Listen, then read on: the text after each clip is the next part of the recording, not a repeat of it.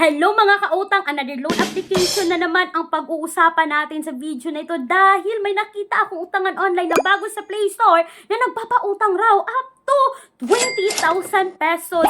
Oops! Bago kayo mag-install at mag-download dito sa Play Store mga kautang, make sure panoorin nyo muna ang buong video na to. Huwag nyo i-skip mga kautang dahil isi-share ko sa inyo kung magkano yung offer nila sa akin, magkano yung pwede kong ma-receive dito, kailan ko siya babayaran, at magkano yung loan deduction at interest ng utangan na ito. Mga kautang, please, ako muna, hayaan nyo muna ako na mag-apply para sa inyo.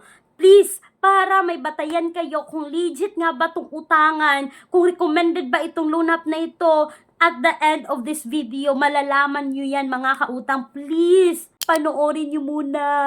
Huwag kayong mag-apply agad. Ha? Kasi itong gagawin ko para sa inyo to mga kautang, para sa ating lahat, sa lahat ng borrower ng utangan online. Kaya, keep on watching! Mga kautang, bagong loan app na naman ang pag-uusapan natin ngayon sa video na to at ito ay nag-o-offer ng 2,000 hanggang 20,000 pesos. And yes mga kautang, si O-Peso VIP Quick Approval Fund under ng Washington Lending Incorporated, meron pa lang siyang 3-star at 53 reviews sa Google Play Store. Nagbabasa ako dito sa kanyang platform. Ang sabi dito, product information 2,000 hanggang 20,000.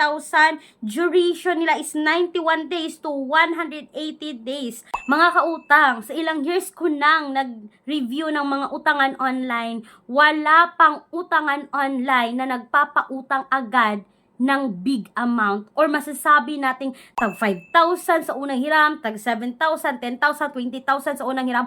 Wala pa mga kautang. Magsisimula po muna kayo sa 300, 500, 1,000 or 2,000 kapag kayo ay first time borrower dito. So wag agad mag-expect na ay baka makautang ako dito agad ng 20,000. Ito yung sabi sa kawalang platform. Nako, wag. At ito pa mga kautang, no, pagkatapos kong nag-install dito is kailangan kong i-agree ang kanilang privacy policy at yung kanilang disclosure statement para kayo ay makaproceed dito. As usual mga kautang, pagkatapos kailangan natin maglagay dito ng ating active mobile number, magsisend sila ng OTP code, kailangan natin mag-sign in dito at kailangan din po nilang i-access yung camera, yung phone storage, yung location ninyo at yung contact ninyo mga kautang. Dapat mga kautang, pag nakita natin kailangan nilang i-access yung ating contact list, dapat isa-isip na agad natin na makukuha talaga nila lahat ng mga nakakontakt sa phone mo. Ibig sabihin, maa-access nila yan. Anytime pwede nilang i-text, anytime pwede nilang tawagan. So yan yung reality dito. Yan yung real talk dito kapag nag-a-access ang isang loan app ng inyong mga contact list. You can see sa screen mga kautang, 20,000 yung makikita nilang offer. Pero dapat hindi tayo ma-expect na 20,000 agad. Pagkatapos yung mga kautang, kailangan natin i-fill in yung ating personal information, yung emergency contact, yung identifying information, at yung withdrawal information natin. Mga kautang, itong loan app na ito is nanghihingi ng 4 contact person. Pero kahit sabihin nilang 4 contact person mga kautang, as long as na-access na nila yung inyong contact list, ay makikita na nila lahat ng nasa phone mo. Ayan. Pagkatapos mga kautang, no, dito sa kanilang identity information, kailangan nating mag-upload dito ng photo ng ating valid ID. At yung mga highly recommended IDs nila ay national ID, SSS, passport, postal ID, UMI, driver's license, at yung voter's ID. Yun yung mga highly recommended IDs. Pero may other options naman like GSIS, TIN, TRC, at yung PhilHealth ID. Pero mga kautang, alam naman natin na dapat yung gamitin natin mga ID sa pag-apply sa kahit anumang loan app ay yung mga primary valid ID. At eto na mga kautang, makikita niyo yung add withdrawal method. So, kailangan nyo mag-select dyan. Mayroong GCash, PayMaya, GrabPay, mLawilier, RD, at bank account. So, may kailangan nyo lang mamili dyan. And then, pagkatapos dyan mga kautang, ito na. So, makikita niyo na dito, loan amount is 2,000.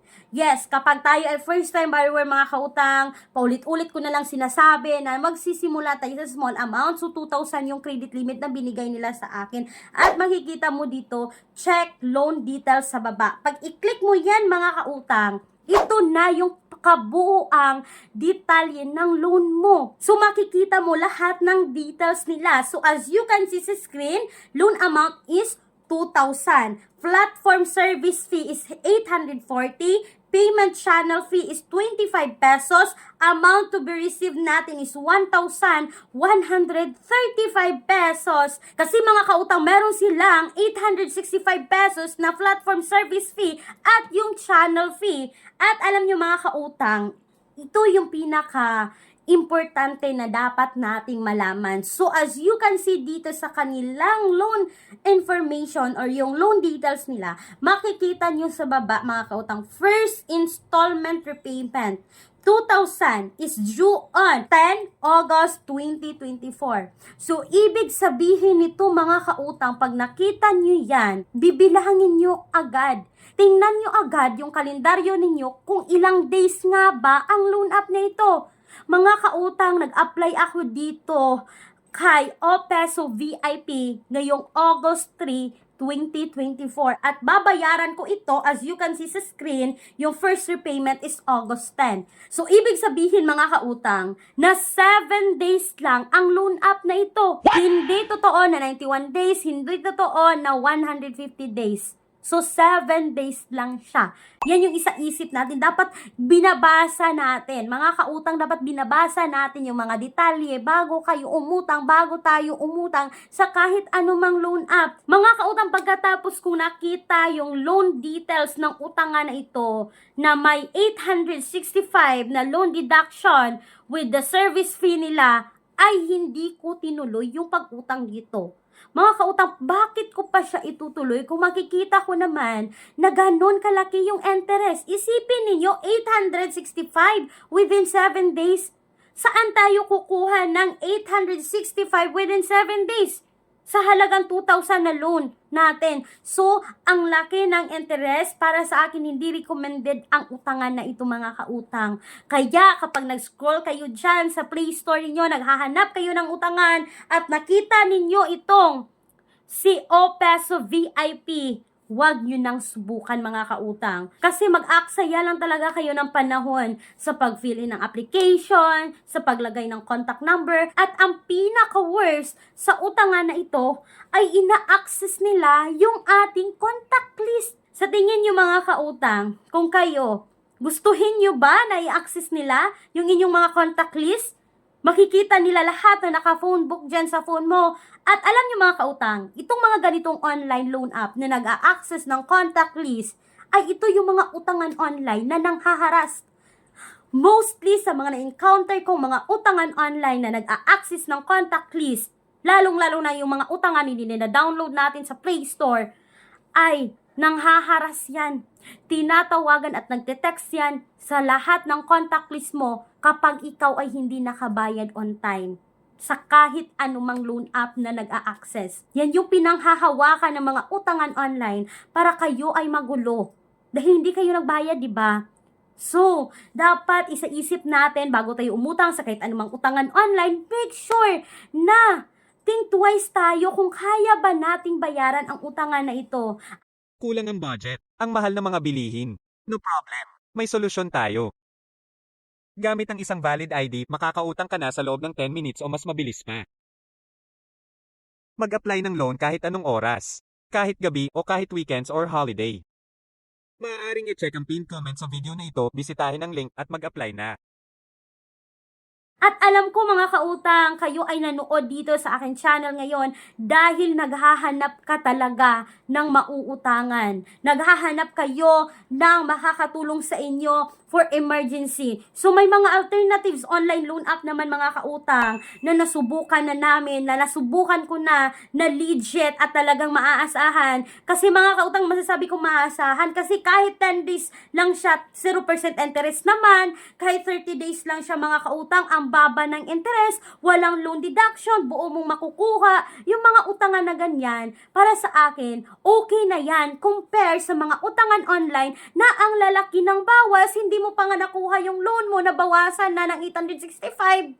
'Di ba? So, okay na yung mga alternatives loan app na kahit 10 days is 0% interest naman. So, yung mga link dyan sa mga legit at subok na mautangan online, ilalagay ko sa description box at sa pinned comment section ng video na ito. At mga kautang, bago ko tapusin ang video na ito, kung kayo ay employed or self-employed at naghahanap kayo ng legit na mauutangan like bank, personal loan, mga kautang, kung meron kayo lahat ng mga requirements na kakailanganin sa pag-apply dito, they offer minimum of 20,000, maximum of 2 million pesos. Mga kautang, please take note that all applications submitted is subject for bank approval. For more details nito mga kautang sa bank personal loan, kindly email me dito clarizaakejinturalizo@gmail.com.